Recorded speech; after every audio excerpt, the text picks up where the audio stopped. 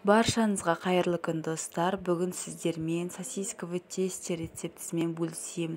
Өте жұп-жұмсақ болып шығатын, қамыры жұмсақ болып шығатын рецептпен бөлісемін. Ол үшін менімен бірге болыңыз. Алдымен жылы сүтімізді ыдысымызға құйып, оған тұзымызды саламыз. Одан кейін қантымызды салып, барлығын венчиктің көмегімен араластырып тұрамыз. Қантымыз, тұзымыз барлығы жылы сүтте еруі керек. Одан кейін құрғақ аштығымызды салып, тағы да 1-2 минуттай венчикпен араластырамыз. Және де майымызды құйып, үстінен тағы да жақсылап 2-3 минуттай араластырыңыздар. Және де осы венчиктің көмегімен үстіне барлығын араластырып болғаннан кейін ұнымызды саламыз. Ұнымызды жайлап бірте-бірте саламыз, бәрін бірден салмаймыз, кішкентай-кішкентайдан саламыз. Бастапқы ұнымызды венчиктің көмегімен араластырып, одан кейін венчикті алып тастап қолымызбен илейміз.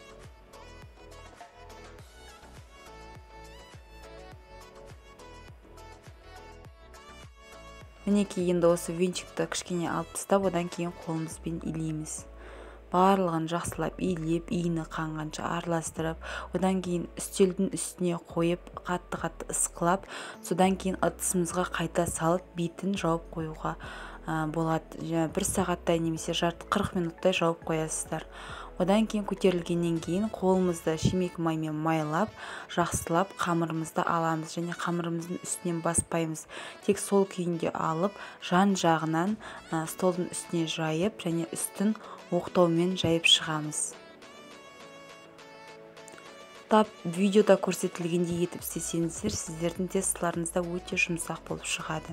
Мінекей оқтаумен барлығын жайып шықтық. Енді осыны арасы 3 сантиметрдей болатындай етіп кесіп шығамыз. Мінекей барлығын ұзынша етіп кесіп шығамыз. Сосискаларымызды алып дайындап қоямыз. Сосисканың мен біреуін ортасынан бөлдім 2-ге, немесе солай тұтастай істеуге болады, немесе 2-ге бөліп істеуге болады.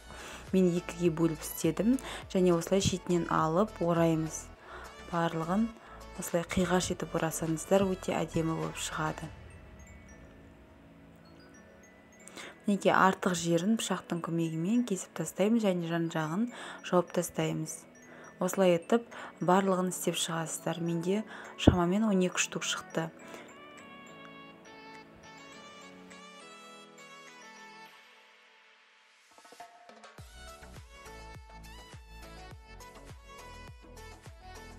Мінекей достар, барлығын осылай істеп, қызбай тұрған пешке 30-35 минутқа қоямыз. Пешімізді қыздырмай, тек қана салғаннан кейін барып пешімізді қосамыз. Мен осылай қалған қамырдан булочкаларды орай салдым.